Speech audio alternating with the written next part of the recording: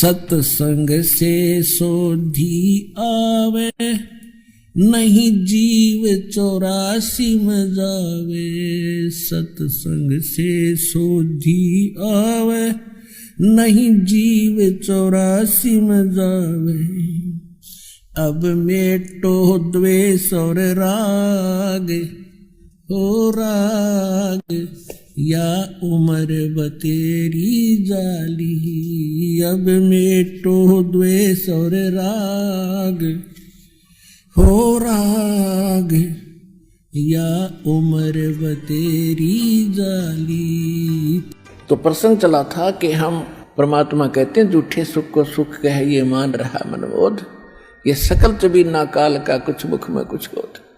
तो परमात्मा ने ये आग पहले नहीं लगने दी शिक्षा की।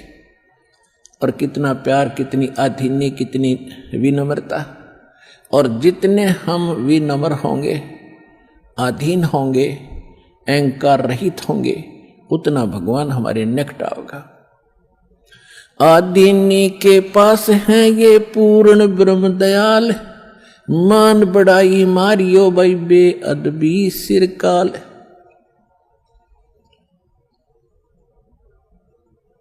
अब जितने हम विनम्र रहेंगे परमात्मा उतना ही साथ देगा। हम अहंकार प्रयोग करेंगे भगवान कोसों दूर चला जाएगा। तो इस प्रकार हमने परमात्मा से लाभ लेने के वो सभी फार्मूले अपनाने पड़ेंगे जिससे हम परमात्मा का पूर्ण लाभ प्राप्त कर सके।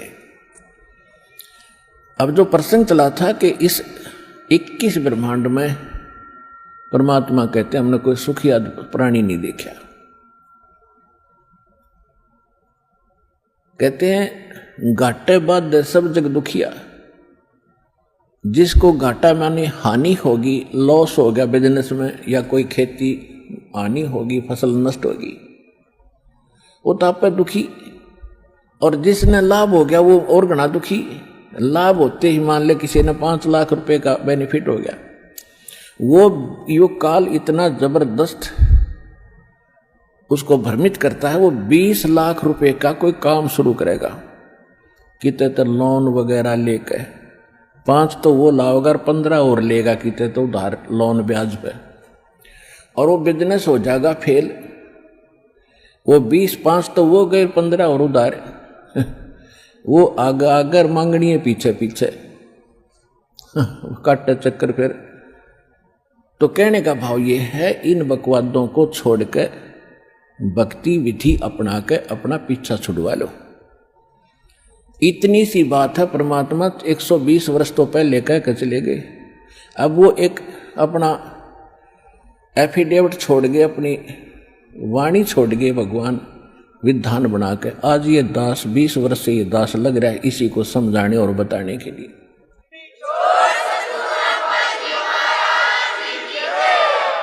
और जब तक हम इस विधि को नहीं अपनाएंगे हम ना तो यहां सुखी हो सकते, और भविष्य तो भूल जाओ, सुख स्वप्न में भी नहीं होगा।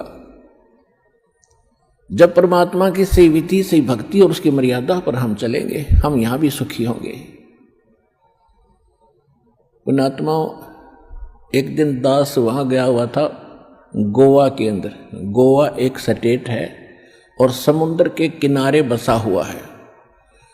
वहां भगत ने एक सत्संग करवाया था। हम सत्संग करने गए थे सन 2004 में,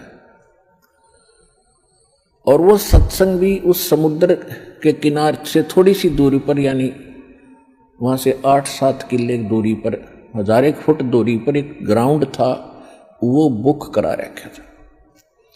सत्संग समाप्त करने के बाद शाम को टहलने के लिए चले गए, और सुबह भी फिर उधर ही घूमने जाते थे। तो क्या देखा वहां पर, ये फॉरेनर, विदेशी लोग अपने परिवार सहित उस समुद्र के किनारे रेत के अंदर लौट रहे हैं और रेत को लगा रहे हैं। और वो बता रहे थे कि ये कह रहे, अंग्रेजी में बोल रहे थे, कहा बड़ा आनंद आ रहा है, यहां पूरी शांति मिलती है। और फिर उनके बारे में ये भी बताया गया कि ये वहां अरबपति हैं, अरबपति। इनकी बहुत बड़ी इंडस्ट्री चलती है, इनके बड़े बड़े महल हैं, बड़ी बड़ी कार हैं, 1-1 करोड़ की कार है इनके पास। और उन महलों को जिसमें ये करोड़ों रुपये की कोठी बनाकर, करोड़ों रुपये की कार लेकर, वहां शांति नहीं। शांति मिली वहां कपड़े निकाल के एक लंगोट बांध गए और रेत में पड़े हैं, ने कहा हाँ यहाँ बड़ी शांति है। इन कोठिया ने शर्मा मारोगे जहां शांति नहीं, चाट लो उन कोठिया ने जहां शांति नहीं। तो पुण्यात्माओं ये हालत है हमारी। शांति तो है बिल्कुल निश्चिंत होकर के और हल्का बन के, इन कार कोठी और इस माया में कभी सपने में भी शांति नहीं होगी।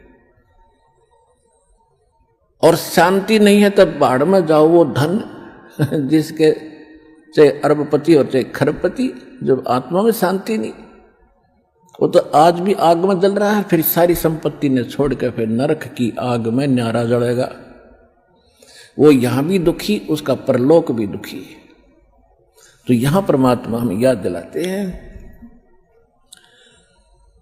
कि घाटे बाधे सब जग दुखिया और के गृहस्थी बैरागी हो। जो घर छोड़ कर चले गए, बैराग ले लिया, जंगल में जा बैठे। अब वहां जाकर जंगल में बता कोई बात है, कैसी बुद्धि भ्रष्ट हो रही थी हमारी। अब जंगल में कोई भगवान की तरह पेड़ का बांध रखा के जाते खोल लाओगे ये अकल देखो। पर आत्मा है ये भगवान के लिए रुक नहीं सकती। जैसा भी इसको गाइड मिलता था ऐसे ये अपनी सौ प्रेरणा से भाग लेती है। अब घर त्याग दिया, जंगल में पहुंच गया, ठीक है, रोटी खा के गया होगा सुबह सुबह, तो शाम तक कोई दिक्कत ना लेकिन शाम में भूख फेर लगेगी, रात काट लेगा जैसे तैसे, सुबह नहीं होगी उस पर। सुबह फिर भागेगा कहाँ? गृहस्थियों की तरफ, गांव नगर की तरफ, दिए माई वहां से मांग के फिर जंगल में बैठ के खाई।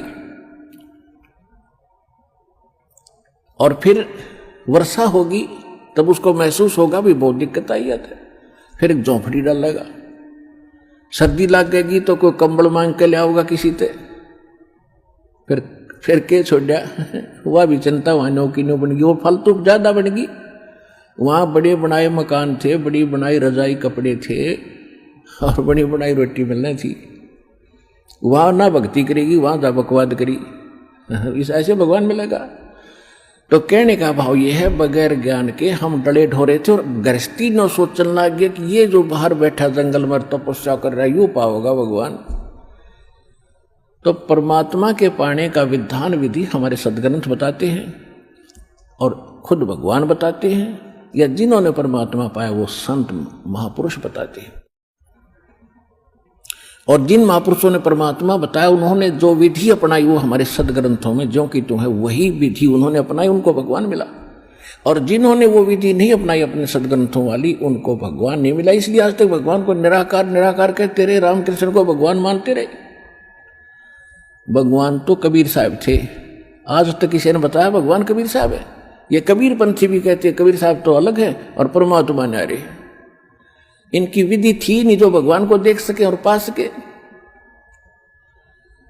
तो कहने का भाव यह है दास का कि परमात्मा पाने के लिए भगवान ने स्वयं एक रोल किया, भूमिका की। परमात्मा कहते हैं जो सुख है गरीबी में वो ना ही रे अमीरी में। गरीबी यानी आधीनी, और साईं इतना दीजिए जा मैं कुटुंब समावे, और हम भी भूखे ना रहे अतिथि ना भूखा जा। इसमें जो सुख है और भगवान की भक्ति साथ हो। देखो भगवान की भक्ति नहीं है तो चाहे वो हैंड टू माउथ वैसे भी रह लो, उससे भी कोई लाभ नहीं होगा। भक्ति भगवान की साथ हो और भगवान का फिर सहारा आपके साथ रहेगा। आपको आवश्यक वस्तु आपके सोचने से पहले प्राप्त हो जाएगी जब हम भगवान परमात्मा कबीर जी की शरण में विधिवत रहेंगे। तो फिर हमने घने संग्रह संचन की आवश्यकता क्या? लेकिन हमारा जो है दिल इतना कमजोर हो लिया, हम संग्रह किए बिना रुक नहीं सकते। फिर परमात्मा ने बताया कि जैसा भी जिसकी व्यवस्था है उसी में इस भगवान की भक्ति को प्रारंभ करो, ज्ञान को सुन और इस पर कुछ कदम इसके अनुसार रख कर देखो, फिर आपको शांति भी होगी, घर में बरकत भी होगी, पापों से भी बचोगे।